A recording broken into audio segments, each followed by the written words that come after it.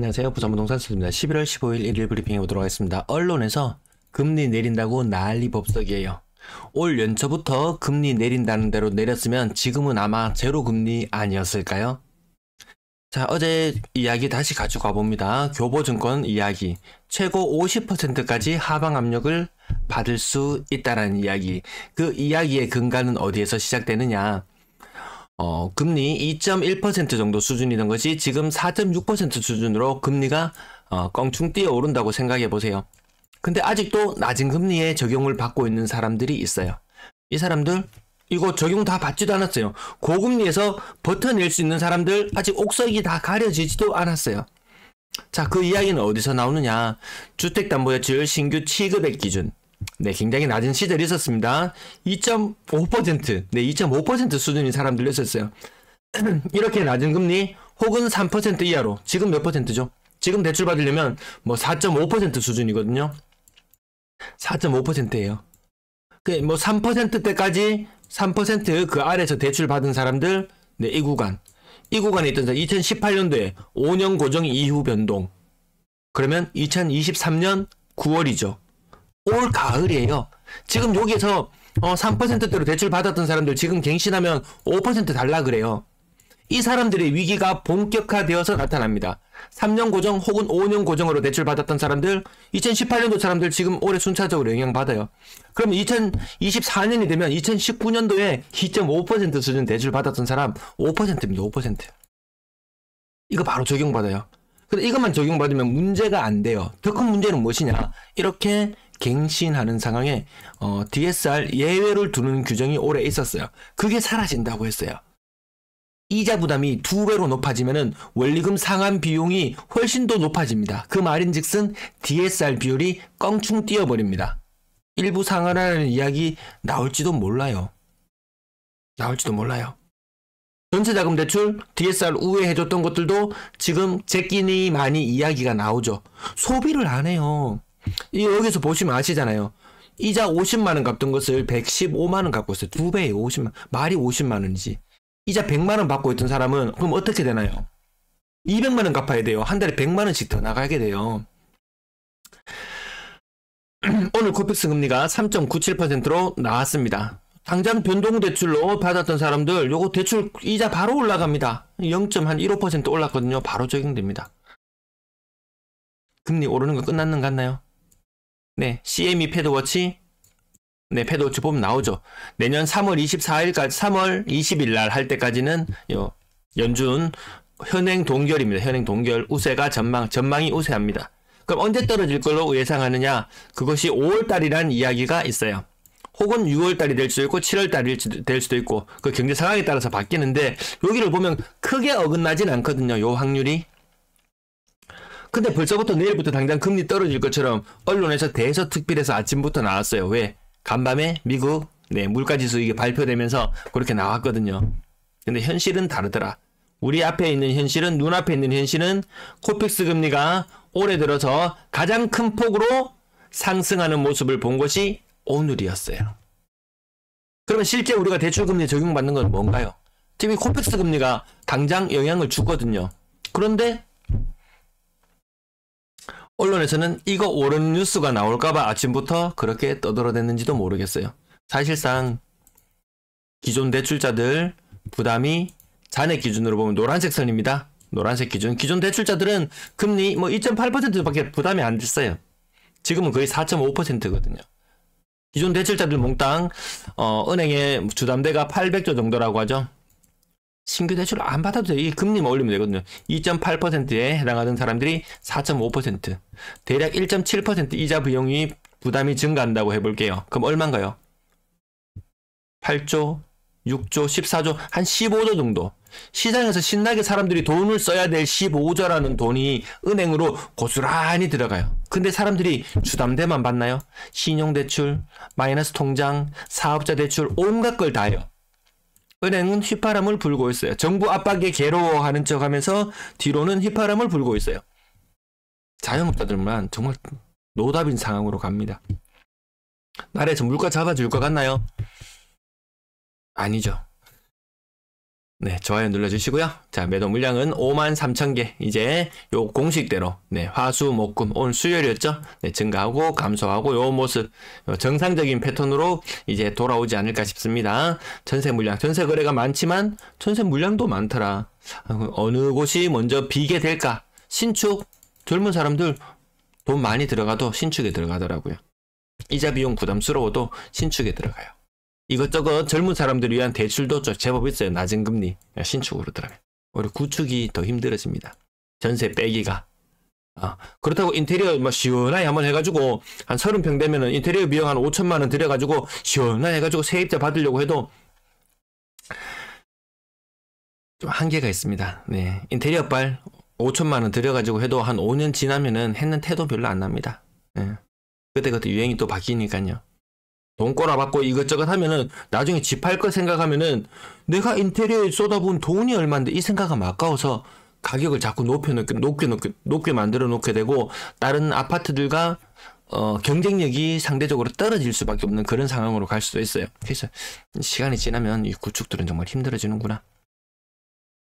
월세 물량도 늘어나 있고요. 전세 방향이 바뀌었다. 쉽게 바뀌지 않는다. 한번 바뀐 방향은. 오늘 108건의 거래량이 있었고요. 거래량은 굉장히 양호한 상태. 요거 부산은 한 2,300건 정도 예측되죠. 지금 오늘부터 해서 남은 날까지 하면 한 100건 정도도 추가되겠는데요. 워낙 지금 추세가 부산의 거래량 추세가 무섭기 때문에 많으면 2,300건, 적으면 뭐 2,200건 이렇게 바라보시면 될 것 같습니다. 11월 또한 매섭습니다. 여기 405.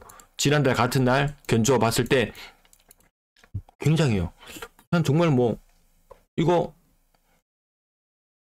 엑스포 개최 한다고 지금 보고 있는 건가요? 거기에 베팅을 하시나요? 메가시티에 베팅을 하시나요? 자, 가격, 실거래 가격 몇 가지만 짚어볼게요. 3호 가든 맨션 58평형 16억, 고점 대비 18%, 월드마크 아시아드 고점 대비 12%, 3호 가든맨션 32평 30% 정도 빠져있고 14억 2천이 10억으로 빠지고 이런 모습들이 계속 있거든요. 11억까지 갔던 것이 8억대, 뭐 12억까지 갔던 것이 8억대, 12억까지 갔던 것이 8억대, 12억까지 갔던 것이 7억대, 10억까지 갔던 것이 7억대. 이런 모습들을 보면서 뭐 계속 우상향이라고 무조건 이야기하는 사람들이 있는데 그러지 맙시다. 그러지 말아요.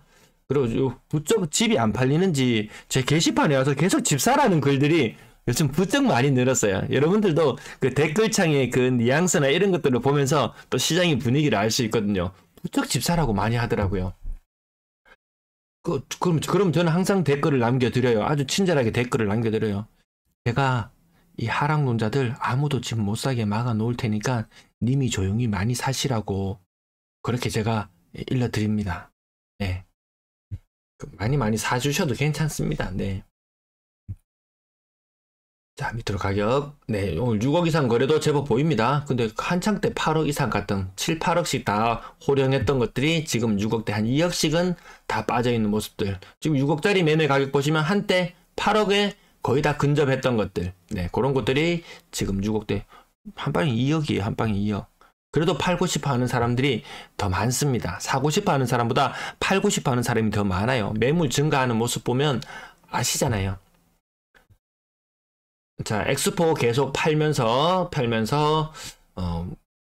이렇게 하는 사람들, 저는 그 사람들이 정말 집을 장기적으로 가져갈 사람들인가 하면 의구심이 많이 들어요.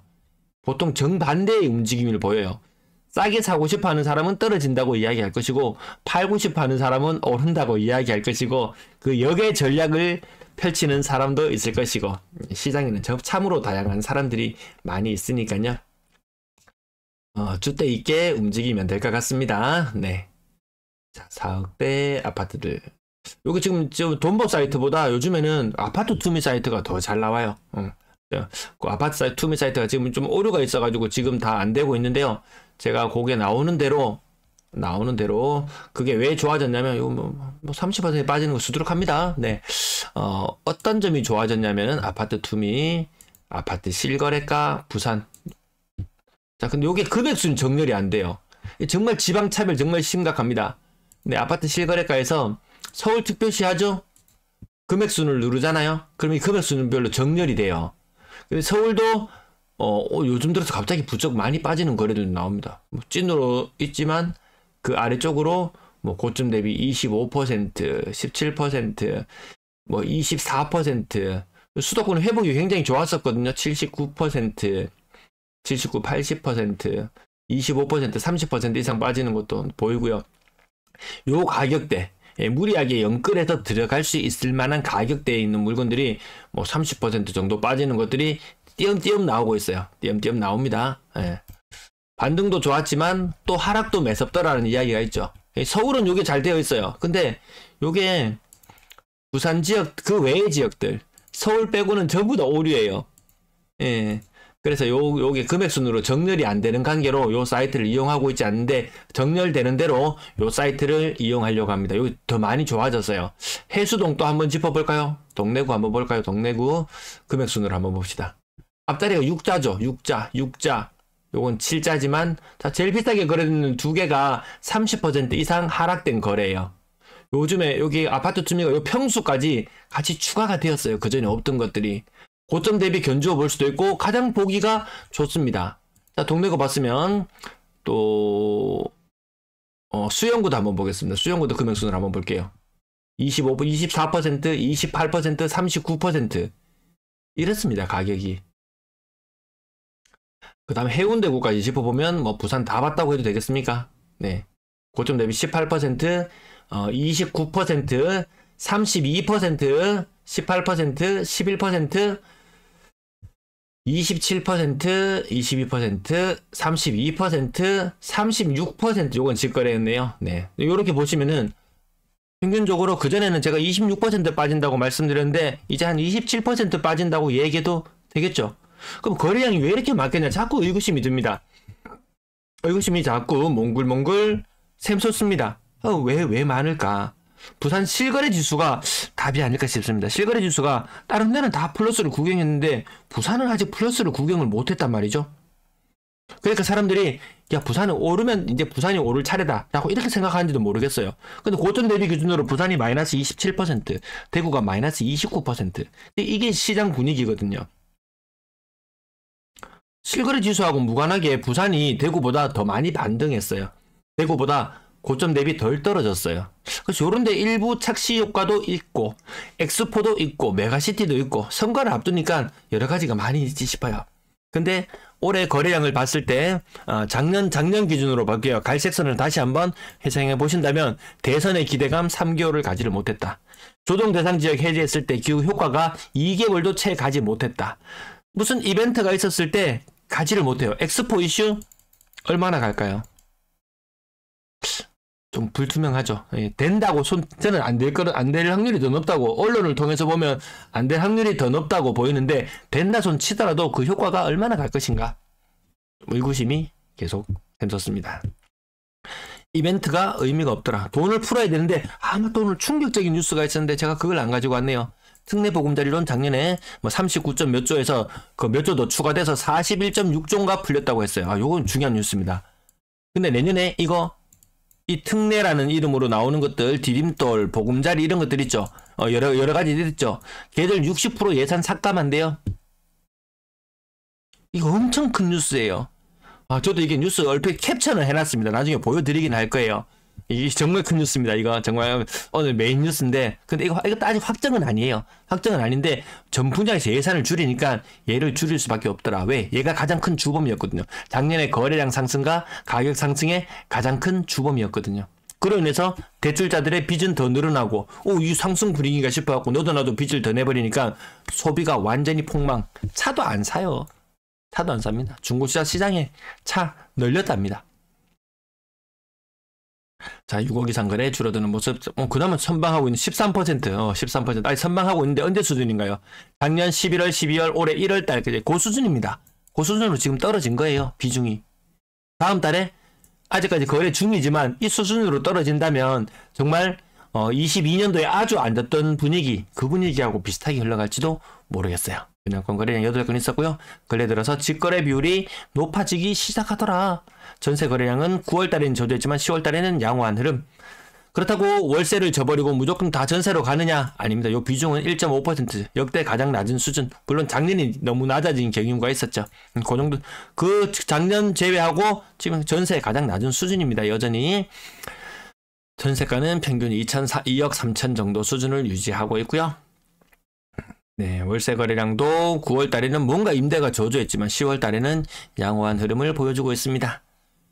네, 전체 임대 거래량 9월 확실히 적었는 느낌 들죠.